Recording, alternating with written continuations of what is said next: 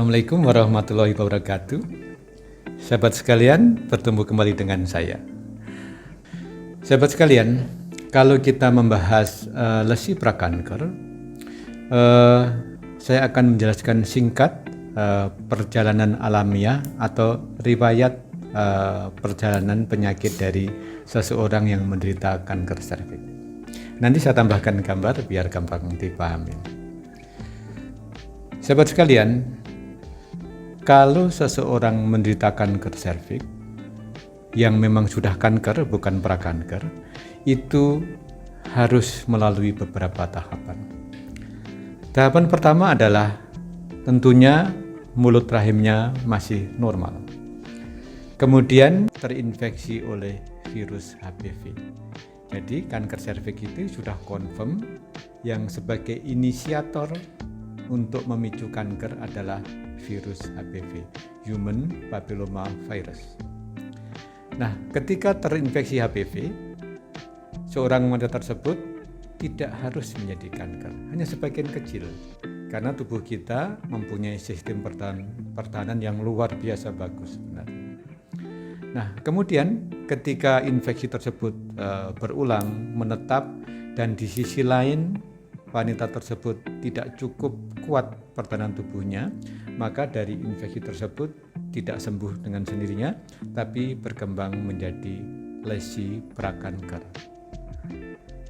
Nah, lesi prakanker itu dibagi menjadi 3. Lesi prakanker ringan, sedang, dan berat.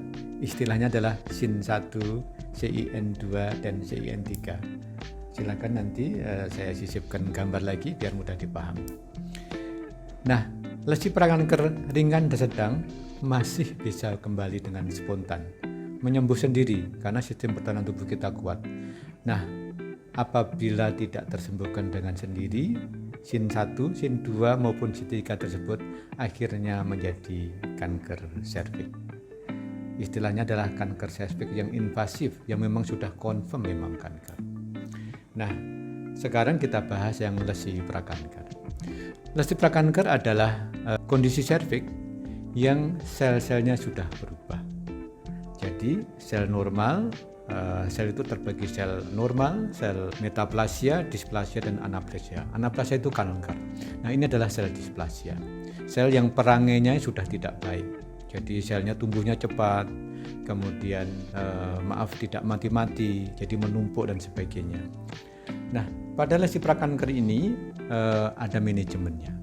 Setelah tegak diagnosis lesi prakanker, maka dilakukan manajemen atau pengobatannya. Pengobatannya tergantung derajat dari lesi prakanker, ringan, sedang, atau berat. Kalau ringan masih bisanya di kauter, dipanasi, atau di cryo, didinginkan, dibekukan, sehingga timbul epitel baru. Nah, kalau sudah sedang atau berat memang harus dieksisi, diambil. Jadi dioperasi, tapi operasi kecil aja, dan operasi itu dari arah vagina, jadi bukan membuka dinding perut. Sahabat sekalian, lesi prakanker itu terjadinya di mulut rahim dan sering sampai ke lorongnya mulut rahim. Ketika dilakukan operasi, misalnya dilakukan konisasi itu dipotong kayak membentuk kerucut. Kon itu adalah kerucut, jadi konisasi adalah melakukan operasi mengangkat mulut rahim dengan bentuk kon, bentuk kerucut. Maka angka keberhasilan atau kesembuhannya sekitar 80%. Jadi yang 20% masih mungkin persisten. Dan ternyata angka itu juga memang demikian secara internasional. Jadi memang kita ketika melakukan operasi itu tidak bisa berharap kesembuhannya 100%. Tapi yang persisten itu biasanya juga masih tetap prakanker, bukan kanker.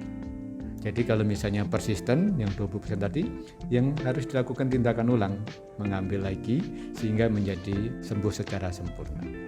Dan salah satu mungkin tambahan untuk saat ini, ketika sembuh sempurna lesi prakankernya, maka sebaiknya dilakukan perlindungan lebih jauh dengan menggunakan vaksin HPV.